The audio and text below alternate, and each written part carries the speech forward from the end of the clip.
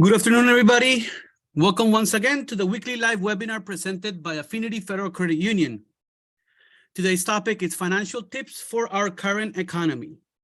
This topic was designed for us, for everyone to learn little tips and tricks on what to do in the event that we've had our hours cut, or we lost our job, or we need to adjust our finances during the current economy. After the pandemic, the economy has been recuperating little by little, but I don't think we are at the same state that we were before the pandemic. So some of us may need to adjust a couple of things in our finances in order for us to be able to navigate the current economy that we're currently in. My name is Oscar Cordova, and I'm the manager for financial education here at Affinity Federal Credit Union. I am in charge of the financial education efforts for all of the areas that we cover, we serve, okay? Before we begin, a quick disclaimer. The information provided to all of you this afternoon is intended to be for informational purposes. It is not intended to be legal, tax, or financial advice. Every person's circumstances are different, and if you need to talk to a professional about an issue that you're going through right now, feel free to reach out, and I'll be more than happy to put you in touch with somebody that can have a one-on-one conversation with you. With that said, let's get to it. All right, so we all have been in a situation where we may face some hardships financially.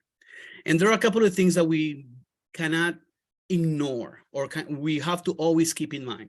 And so the first one here is you don't want to ignore notifications from financial providers, okay?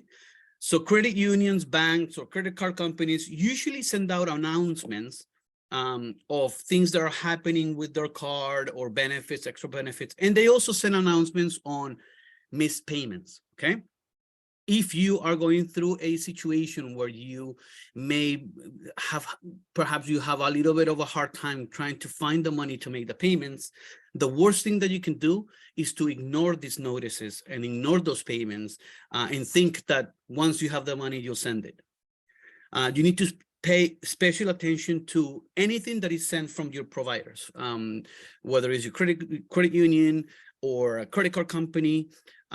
Sometimes those emails and those messages could be an offer, right? And that is easily an email that if you don't want to pay attention to the offer, you can easily discard. But don't think that if there's a communication coming from one of them, it is always about advertising. Sometimes it could be about a payment that was missed, or that you may need to make, right? So notifications may include updates, it may include services or payments, as I said. So most financial services providers or banks are encouraging their clients to use online and mobile services, all right? So if you use, for example, mobile deposit through your online platform, that's a great way for you to have your funds available in your account. That way you can go ahead and start making the required payments to your different creditors, right? You can also sign up for auto pay through your online banking profile. That way the payments are done automatically, and you don't have to worry about paying late fees because you may have forgotten about making a payment, right?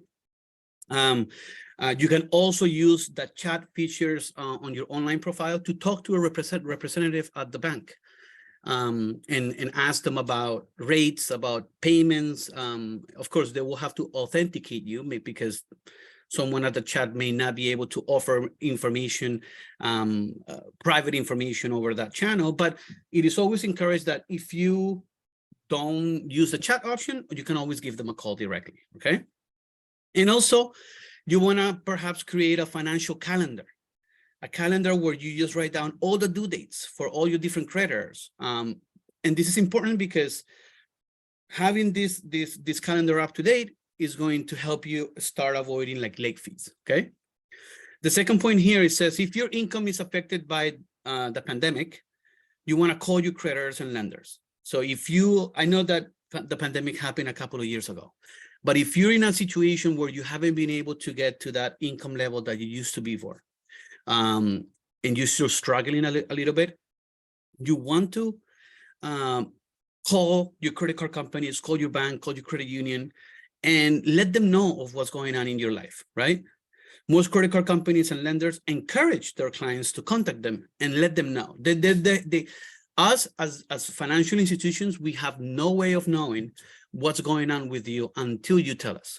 And the importance of this is that financial institutions may have programs or procedures in place to help people that are struggling at the moment. They may suspend a payment, for example. They may defer a payment. They may put you on a payment plan for you to get current. But you will not be able to know of these programs and these services until you call them and let them know what's going on, okay? Next, you don't want to shop recreationally. That's another thing. It happened to me with Amazon. Nowadays, retailers make it very easy for anyone to shop, to buy something. And it happened to me with Amazon because I used to go in my free time during work, and I will go into the application and see what they had. Amazon has something called the daily special, which is kind of like an item, electronic item, less than $20, right? And it's on sale on a daily basis, right? I used to go in there just to see what they had, and many times I ended up buying something with Amazon that I didn't really need. And so this is very important. You guys need to define what is a need and a want in your life, right? A need is something that you really need to buy, because without buying it, you putting your well-being and your life in danger, right? Kind of like you're not all of a sudden going to stop buying food, right? And a want is something that you just want at the moment, but if you don't buy it, it's not going to change who you are. It's not going to, it's just going to pretty much, you're not going to be happy that you didn't buy it, but that's about it, right? So I used to buy stuff on Amazon all the time, stuff that I did not need. And I caught on to the effects of this when at the end of one of the months, at the end of the month, I had a bill for over $250 of stuff that I bought that I really didn't need. So that's another tip that you guys may want to consider. If you guys don't have those applications such as Amazon, perhaps you may want to delete the application from your phone or your tablet for the time being, while you're able to get to that income level that you used to have before. That way you don't have that temptation of buying stuff that you don't really need, right? Lastly, in regards of shopping, you also want to shop solo.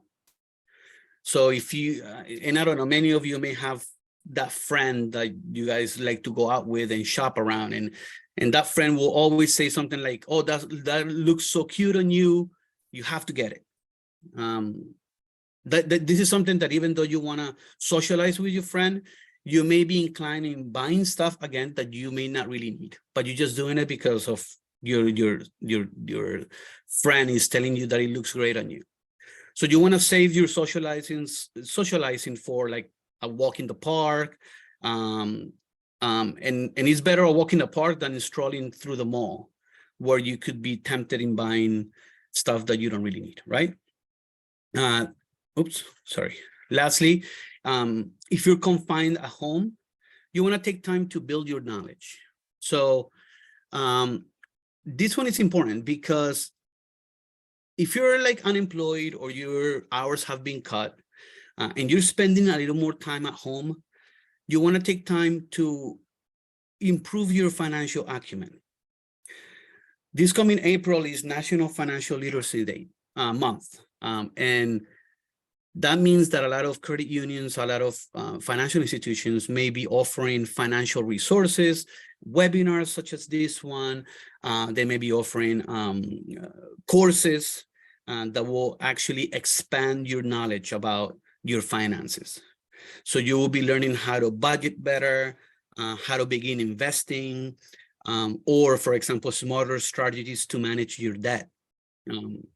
If you're not sure where to begin, I have put together a program, and you'll be able to find more about it in our website, at Affinity's website for more information. You can get more information there, okay?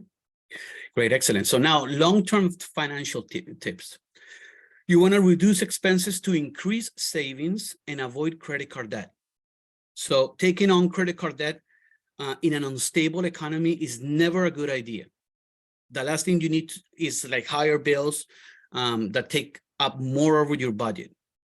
Instead, you want to free up as much cash flow as possible so you can pad your savings. You can put some money aside for a rainy day, for an emergency fund, or the many different things what you want to save, right? You should review your budget carefully to find any expenses that you can afford to cut or cut back.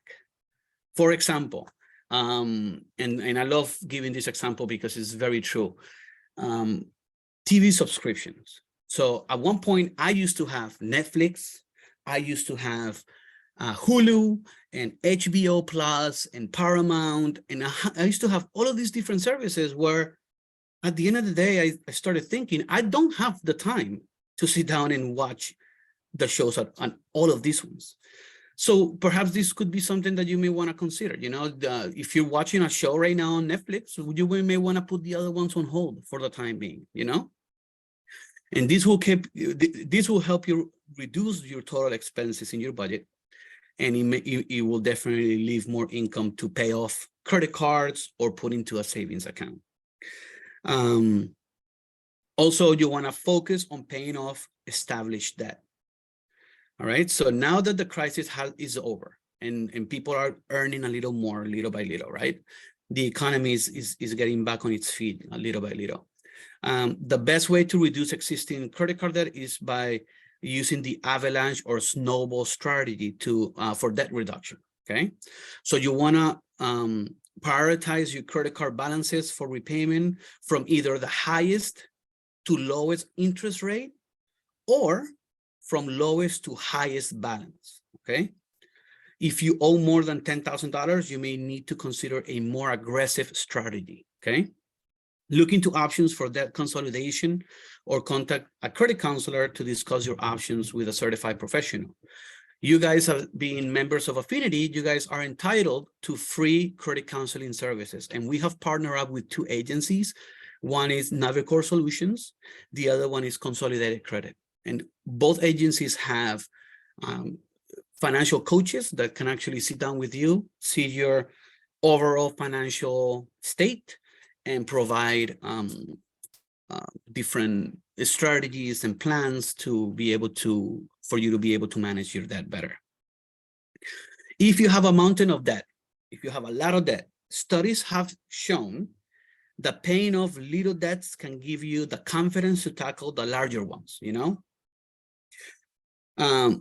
So for example, paying off a modest balance on a department store card can give you like the thrive and the confidence to then start tackling those bigger balance credit cards.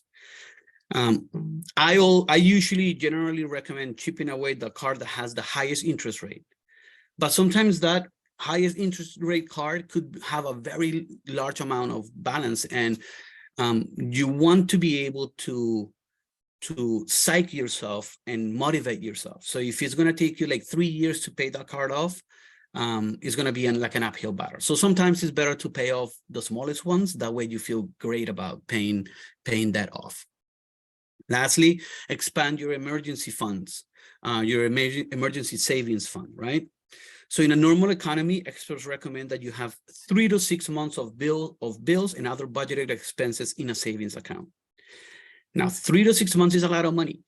Just for example, I don't mind sharing with you guys, just my mortgage payment is about $1,800.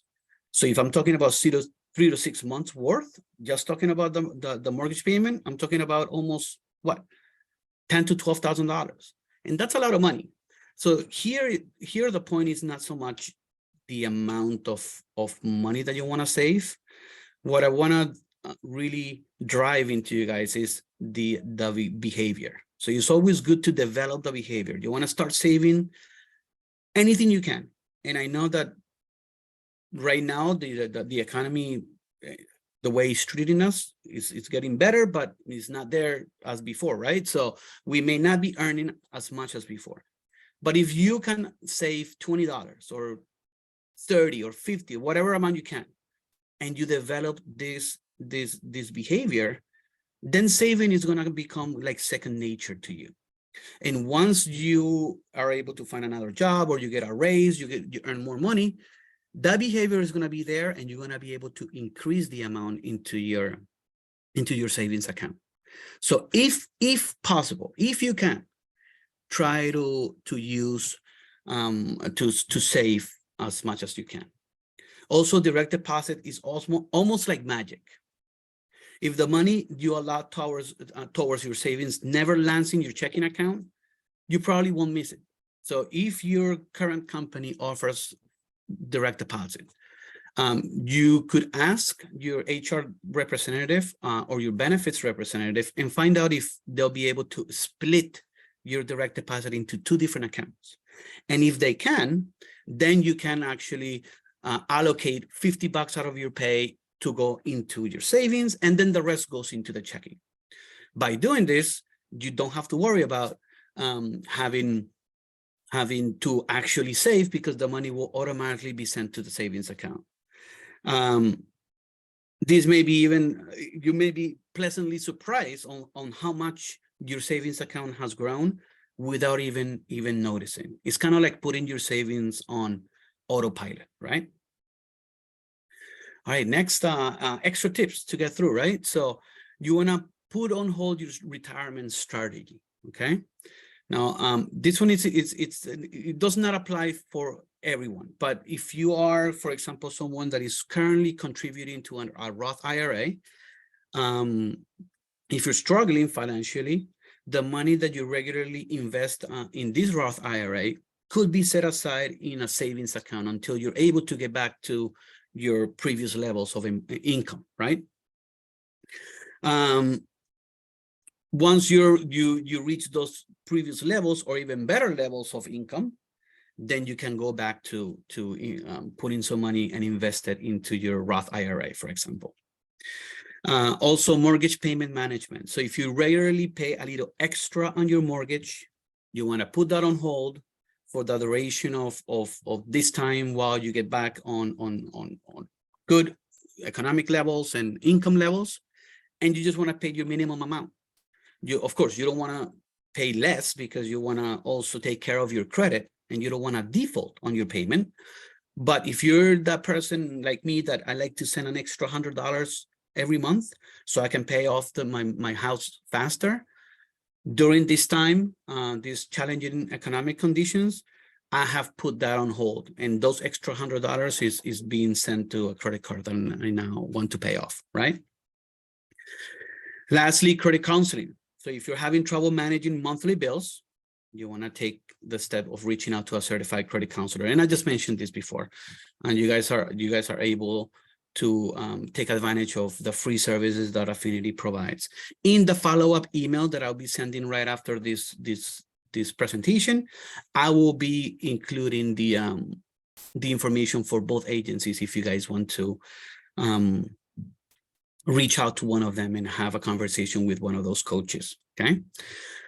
You want to also review your credit report regularly, and you want to keep an eye on your credit score.